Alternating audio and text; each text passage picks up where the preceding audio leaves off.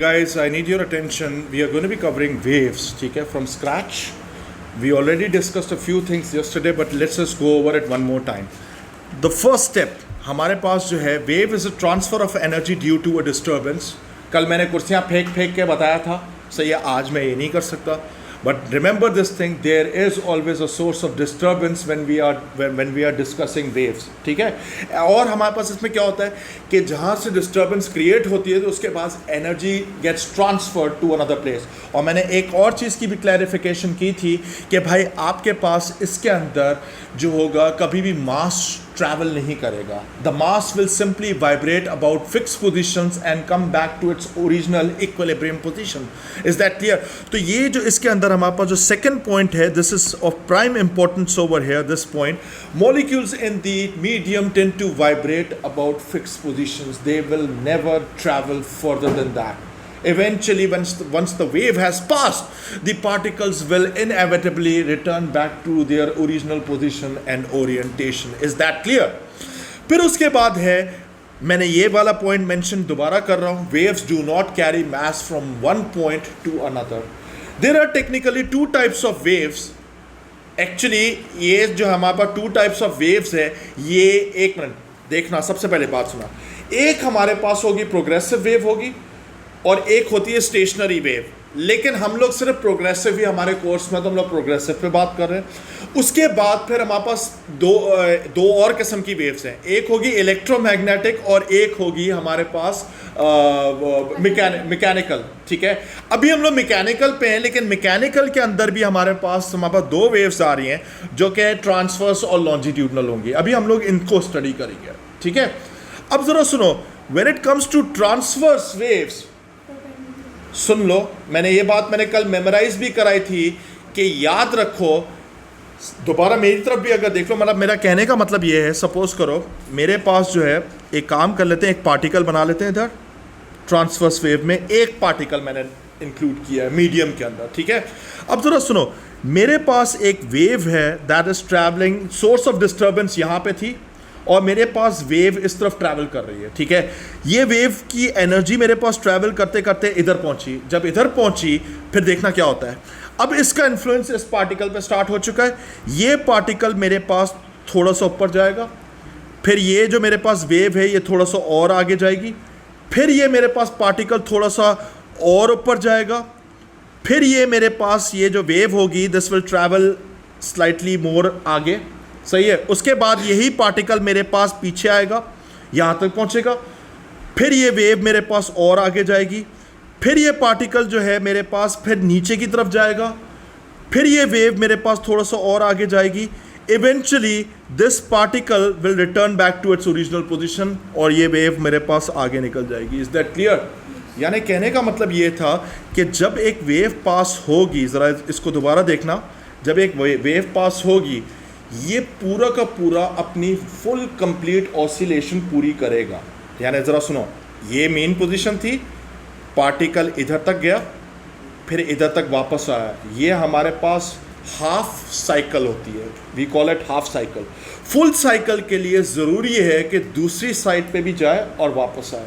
Do you understand this thing? That completes one full cycle. Is that clear? या one complete oscillation.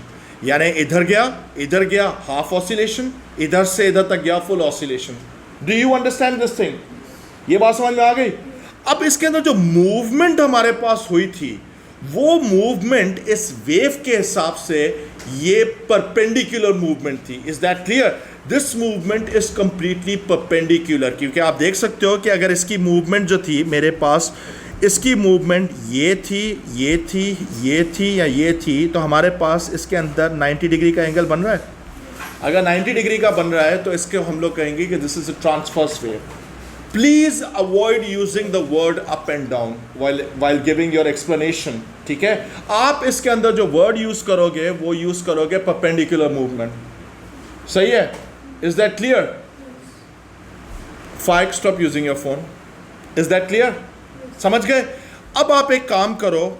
अच्छा, इसके बाद में मैंने एक डायग्राम भी बनाया था. डायग्राम के अंदर भी आप देख सकते हो कि मेरे पास मल्टीपल पार्टिकल्स हैं. इधर देख लो, लिसन, एक पार्टिकल ये रहा, एक पार्टिकल ये रहा, एक पार्टिकल ये रहा. You can clearly see that when we are discussing when we are referring to the transverse wave, the particles are moving perpendicular to the direction of the wave energy itself. Is that clear? यहां तक भी हो गया. उसके बाद इसके जो examples है हमारे पास, एक तो सबसे पहले है वाटर वेव इटसेल्फ इन अ रिपेल टैंक. ठीक है, अब ये जो है ना, ये मैं आपको एक गारंटी देता हूँ, एक एक्सपेरिमेंट आप घर पे परफॉर्म करोगे, पता है क्या करोगे आप, ज़रा सुन लो, इधर देखो, listen to me very carefully. ये आप जब घर पे एक्सपेरिमेंट परफॉर्म करोगे, आप एक काम करना, एक टब ऑफ वाटर ले लेना, ठीक है, या एक बोल ऑफ वाटर ले लेना. इसके अंदर आप एक काम करना, पानी यहाँ पे डाल देना. सही है, फैंस जितने भी हैं रूम के वो ऑफ कर देना. यहाँ तक बात समझ में आई? उसके बाद आप एक काम क्या करोगे, सबसे इंपॉर्टेंट चीज़ है कि एक वो नहीं होती जो पेपर की जो आप बोर्ड बनाते हैं, वो बना लेना. सही है, और उसको उठाकर इसमें यहाँ पर प्लेस कर देना. सही है, फिर आप क्या करोगे, make sure the water is completely stationary. सही है, पहले आप कोशिश करना जितने भी लाउड नॉइजेज हैं वो भी सारे ऑफ होने चाहिए, पंखे भी बंद होने चाहिए. उसके बाद आप एक काम करना, ये वाला जो एज होगा ना, इधर जो है ना, आप अपनी फिंगर को इसमें डिप करना, यूँ डिप करना, फिर निकालना, आराम आराम से इसमें डिप करना. ठीक है, आपको इसके अंदर नज़र ऐसे आएगा कि वेव्स हमारे पास आगे की तरफ जा रहे होंगी, आपको नज़र आएगी कि वेव्स आगे की तरफ जा रही होंगी. लेकिन एक चीज़ जो मैं आपको इधर प्रूफ करना चाहूँगा वो ये होगा, the boat will not move forward, the boat will simply vibrating about fix position. ये boat will not travel further. आपको ऐसे लगेगा कि वेव तो आगे की तरफ जा रही होगी, लेकिन बोट सिर्फ ऊपर नीचे मूव होगी. Do you understand this thing? That shows that this movement is completely transverse. Is that clear? सही है. उसके बाद मैंने लिखा है, ये पहला एग्जाम्पल था. दूसरा एग्जाम्पल है अ स्लिंकी मूव्ड साइडवेज. यानी आप एक काम करो, स्लिंकी स्प्रिंग नहीं होती जो बच्चों के पास होती है, जो रंग बिरंगी की होती है, उसको आप पकड़ो, उसको आप यूं एक एज से आप पकड़ो, एक एज से मैं पकड़ूं, और इसको अगर मैंने यूं मूव किया, साइडवेज मूवमेंट की, तो that is going to produce a transverse wave. Is that clear? और मजे की बात, इनफैक्ट EM वेव जितनी भी होती हैं, जैसे for example right now we are not discussing EM, लेकिन मैं आपको एक एग्जांपल अभी भी देख सकता हूं कि वो जो लाइट है, light is a form of EM wave. EM wave भी सारी ट्रांसफर्स इन नेचर होती हैं, लेकिन उसमें हमारे पास जो होता है, ये याद रखना, उसमें मीडियम नहीं होता. लेकिन ट्रांसफर्स कैसे होती है वो हम लोग आगे जाके डिस्कस करेंगे.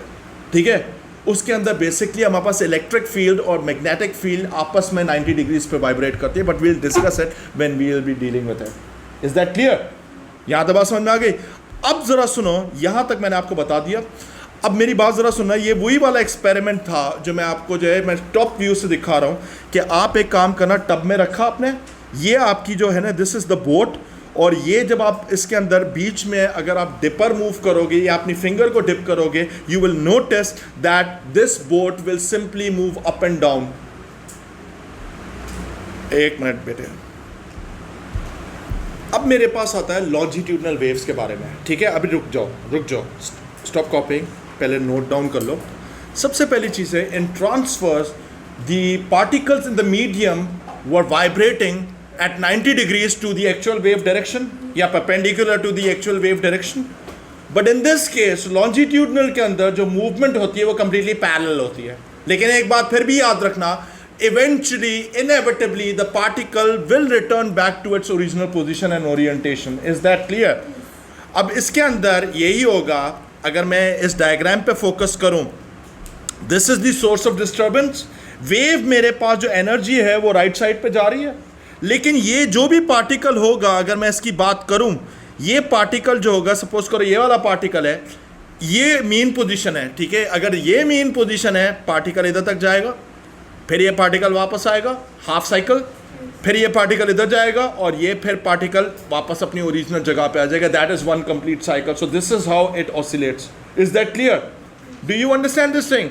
अब इसका जो बेस्ट एग्जाम्पल है वो हमारे पास sound wave itself is a longitudinal wave. Is that clear?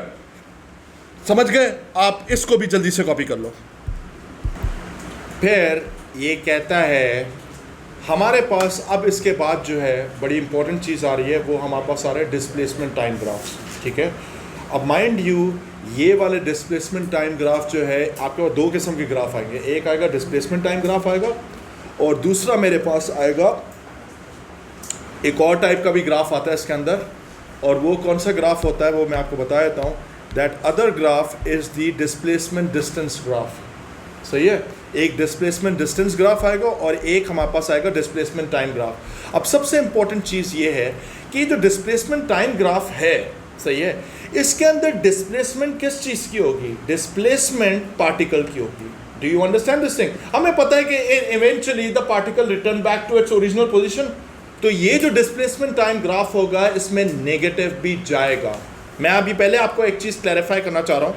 इधर देखो, सबसे पहली चीज़ है, लेट्स सपोज मेरे पास ये जो वेव है ये ट्रांसवर्स है, ठीक है, ये मेरे पास जो आपको एरो नज़र आ रहा है, this is the direction of the wave जो मेरे पास आगे की तरफ एनर्जी जा रही होगी। सही है, अब ये जो है मेरे पास एक पार्टिकल है। अब मैं आपको इसको बताता हूँ किस तरीके से काम करता है, ठीक है। शुरू में ये पार्टिकल अपनी ओरिजिनल जगह पर है, इसका मतलब है कि डिस्प्लेसमेंट क्या होगी? ज़ीरो। इसका मतलब है कि हम लोग यहाँ से स्टार्ट कर रहे हैं, सही है। फिर ज़रा सुनो, फिर टाइम थोड़ा सा पास होता है और वेव भी पास हो रही है। ये पार्टिकल मेरे पास सपोज करो इस डायरेक्शन में जा रहा है, इसका मतलब है कि ये अपनी मैक्सिमम वो आ चुका है, अपनी पोजीशन पे आ चुका है। Do you understand this thing?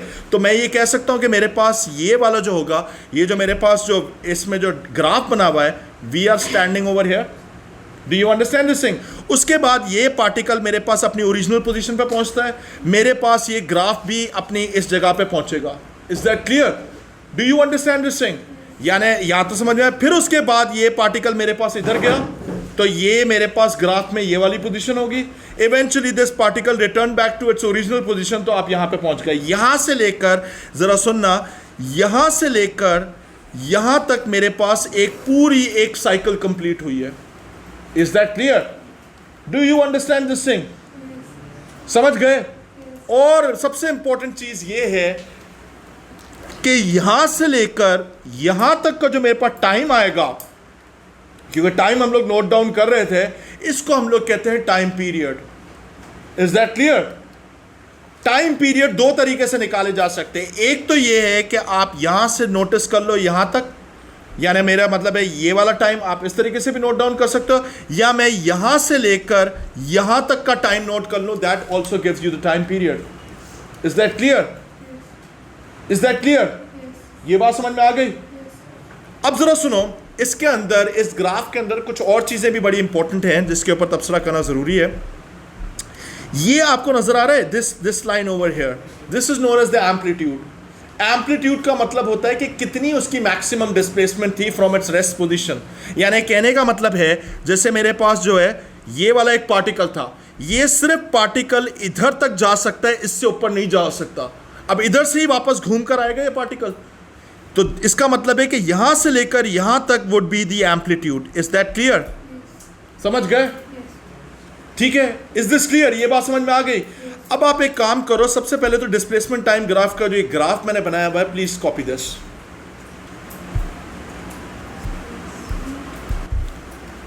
आगे चलते हैं। अब हमारे पास कुछ डेफिनेशंस हैं जिनका जानना बहुत ज़रूरी है। सबसे पहले हमारे पास आता है एम्पलीट्यूड।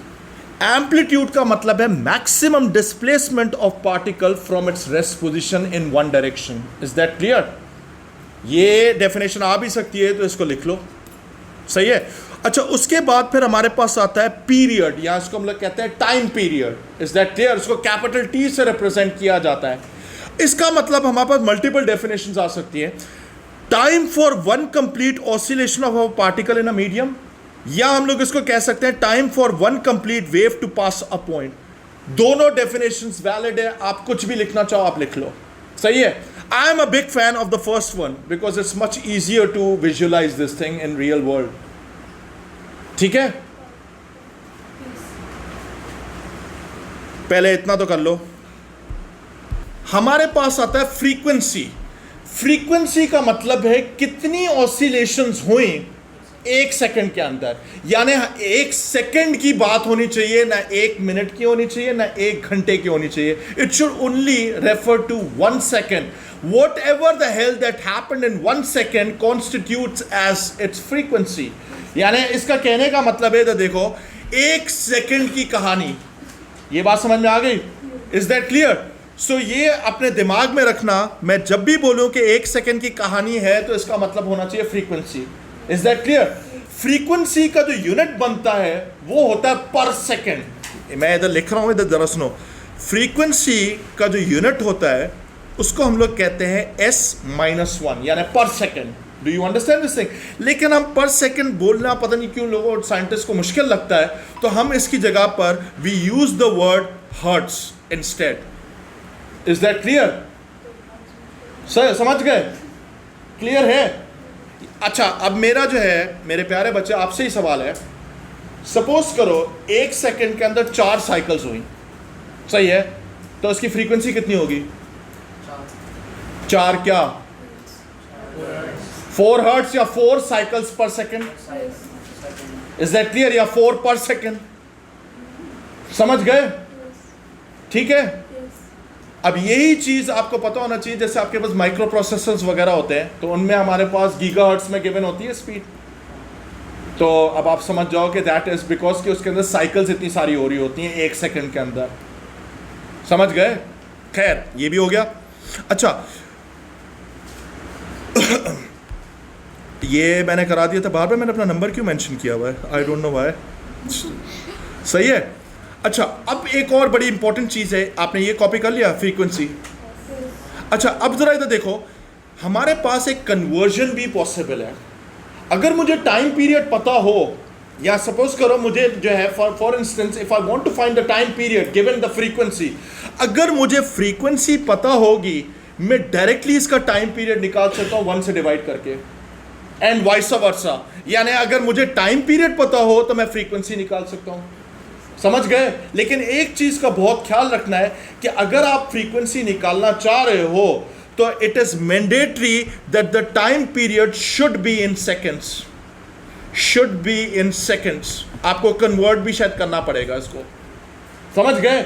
अगर टाइम पीरियड मिली सेकेंड्स में है तो उसको सेकेंड्स में कन्वर्ट करोगे तभी आपके पास फ्रीक्वेंसी हर्ट्ज में आएगी। Is that clear? Be careful. ठीक है, लिख लिया? हमारे पास आता है, जरा सुनो। Next step is the displacement distance graph. Be careful, इसमें टाइम का जिक्र नहीं आता, इसमें आता है 2 चीजों का जिक्र। डिस्प्लेसमेंट तो अगेन वही पार्टिकल की अपनी रेस्ट पोजीशन से, लेकिन जो डिस्टेंस है वो एक्चुअल वेव का डिस्टेंस है कि वो कितना आगे तक गई, यानी सोर्स ऑफ डिस्टर्बेंस से कितना आगे तक गई। Do you understand this idea? ये बात समझ में आ गई? तो distance covered by the wave हमारे पास हॉरिजॉन्टल एक्सिस पे आएगा, और हमारे पास जो डिस्प्लेसमेंट ऑफ द पार्टिकल है वो हमारे पास जो है वर्टिकल एक्सिस पे आएगा। Is that clear?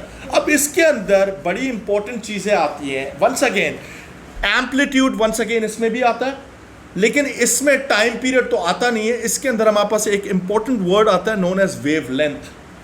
Do you understand this thing? अब वेवलेंथ का मतलब क्या है, जरा सुनो बेटे। इतना सिंपल डेफिनेशन मैं तो नहीं बोलूँगा, मैं आपको इसकी एक्चुअल एक्सप्लेनेशन देना चाहता हूँ। इसको पहले मैं अब ज़रा सुनो। मेरे पास वेवलेंथ जो होगी, जब एक पूरी साइकिल कंप्लीट होगी, यहाँ से लेकर यहाँ तक जो डिस्टेंस कवर किया होगा वेव ने, उसको हम लोग वेवलेंथ कहेंगे। We use the symbol lambda to represent 1 wavelength. Is that clear? समझ गए? अब इसके कुछ वर्डिंग्स हैं जो आप लिखना चाहो तो लिख लो। वेवलेंथ की डेफिनेशन लिख लो। Distance travel by the wave when a particle in a medium completes 1 oscillation. जी हाँ, सही है। ये मैंने आपको इधर विजुअली समझाया पूरा। ये वही डेफिनेशन भी मैंने यही लिखी है। पेपर में अगर आप मेरे स्टूडेंट हो तो आप यही लिख कर आओगे। क्रैश टू क्रैश नहीं लिखना, बच्चों वाली डेफिनेशन नहीं लिख कर आना। हमारे पास जरा सुनो guys, I need your attention. इसके बाद हमारे पास आती है general wave equation without derivation. मैंने आपके सामने प्रेजेंट किया because this is something that you will be using very often. ठीक है? अब जनरल वेव इक्वेशन के अंदर हमारे पास एक रिलेशनशिप किस चीज़ का है? स्पीड का रिलेशनशिप है फ्रीक्वेंसी और लैम्डा के साथ। Can you see that? This is the relationship that you must remember at all cost. Is that clear? Faik, next time you will not sit over there. Is that clear? लिख लो इसको general wave equation को. वो गलती से constant लिखा हुआ था, actually गलती से नहीं लिखा हुआ था. अब ज़रा सुनो, मेरे को एक बात बताओ, एक चीज़ बड़ी इंपॉर्टेंट है while using this thing. Normally क्या होता है, ज़रा सुनो, मीडियम पर स्पीड डिपेंड करती है. Do you understand this thing? Medium में फिक्स स्पीड ही रहेगी. ज़रा सुनो मेरी बात, अगर मेरे पास मीडियम ही चेंज नहीं हो रहा तो क्या हम लोग एक काम कर सकते हैं, इस v को फिक्स कर सकते हैं. मैं इसको कह सकता हूँ कांस्टेंट हो जाएगी.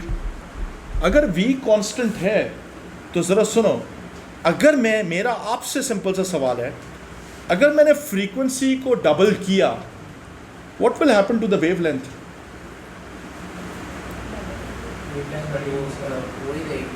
बेटे कैसे वेवलेंथ वही रहेगी? तो फिर मैंने फिर इसको जब मैथमेटिकली बताओ ना, डबल हो जाएगी तो इसका मतलब है कि स्पीड 4 टाइम्स बढ़नी चाहिए. फिर किसने बोला half? You are right, he is right. भाई ज़रा सुनो, मैंने अभी मैथमेटिकली आपको बोला मेरे प्यारे बच्चे कि v कांस्टेंट है. अगर मैंने v को कांस्टेंट किया हुआ मैथमेटिकली, अगर इस चीज़ को मैंने कांस्टेंट किया, मैं अगर इसको बढ़ा रहा हूँ, फ्रीक्वेंसी को बढ़ा रहा हूँ, तो ये ऑटोमेटिकली गिरनी चाहिए मैथ्स में, ताकि हिसाब बराबर रहे, ताकि v में चेंजेस नहीं आए. यानी अगर मैंने इसको इसके साथ 2 मल्टीप्लाई किया तो लाजमी ये डिवाइडेड बाय 2 हो जाएगा. अगर इसको मैंने 3 से मल्टीप्लाई किया तो लाजमी 3 से डिवाइड हो जाएगा. बेटे ये तो सिंपल मैथ्स की चीज़ें हैं यार, क्या हो गया? Is that speed of a wave is constant for that particular material. Material की जगह पर आप एक काम कर लो, इसकी जगह पर मीडियम लिख दो, क्योंकि मटेरियल की properties on the fly change हो सकती है. आप उसका टेम्परेचर बढ़ाकर उसका मीडियम ही चेंज कर सकते हो. So medium is the right word. ठीक है, medium is the more appropriate word. Remember this thing. For that medium कर दो, मटेरियल को हटा दो आप.